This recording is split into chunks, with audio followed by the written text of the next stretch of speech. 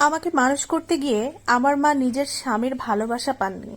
স্বামীর ভালোবাসা থেকে নিজেকে বঞ্চিত করেছেন। গভীর রাতে বাবা যখন পরম যত্নে আমার মায়ের শরীরে হাত রাখতেন, আমি হয়তো কেঁদে উঠতাম। মা তখন আমাকে শান্ত করতেই ভোর বানিয়ে ফেলতেন। আমি পৃথিবীতে আসাতে আমার মা সর্বপ্রথম নিজেকে নিয়ে ভাবতে ভুলে গেছেন। তার মেঘ কালো চুল উস্কো খুস্কো হতে শুরু করেছে, ত্বকের উজ্জ্বলতা মলিন হতে শুরু করেছে, সমস্ত শখ আহ্লাদ কমতে শুরু করেছে। আমি অবাক বিস্ময়ে তাকিয়ে দেখেছি, দিন দিন আমার মায়ের পছন্দের খাবার কমে যাচ্ছে। আমি হিসাব মেলাতে পারি না। আমি পৃথিবীতে আসাতে আমার মায়ের ঠিক কতটা ক্ষতি হয়েছে, ঠিক কতটা বঞ্চিত হয়েছেন আমার মা। আমার মায়ের মুখের দিকে তাকিয়ে আমি অসংখ্যবার ভেবেছি, এই মায়েদেরকে আল্লাহ কি দিয়ে বানিয়েছেন, কিভাবে তারা সন্তানকে এতটা ভালোবাসেন।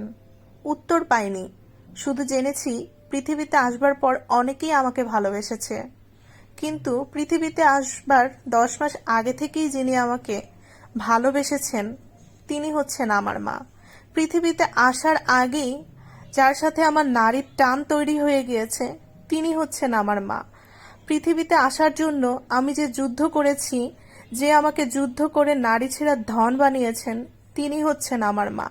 পৃথিবীতে আসার পরও দিন দিন প্রতিদিন যে স্যাক্রিফাইস, কম্প্রোমাইজ, নিজেকে সবকিছু ভেঙে চুরে নতুনভাবে তৈরি করেছেন সেও হচ্ছেন আমার মা।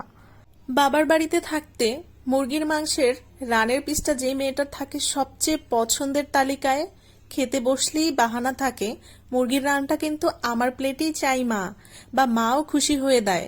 বিয়ে হওয়ার পর, বাচ্চা হওয়ার পরে মুরগির রানটাই কিন্তু সবচেয়ে অপছন্দের তালিকায় চলে যায় একজন মায়ের। রান্নাঘরে ঘন্টার পর ঘন্টা ঘেমে ঘুমে একাকার হয়ে অনেক কষ্ট করে মনের সব আনন্দ ভালোবাসা উজাড় করে দিয়ে যেই মানুষটা রান্না করে আমাদের সামনে দেয় সে হচ্ছে আমাদের মা। মায়ের ভালোবাসা পৃথিবীর সবচেয়ে পবিত্রতম রূপ। এই মহাবিশ্বের কোনো কিছুর সাথেই কিন্তু এর তুলনা করা যাবে না। সন্তানের প্রতি মায়ের যে ভালোবাসা, অনুভূতি, তাও কিন্তু বর্ণনা করা যায় না।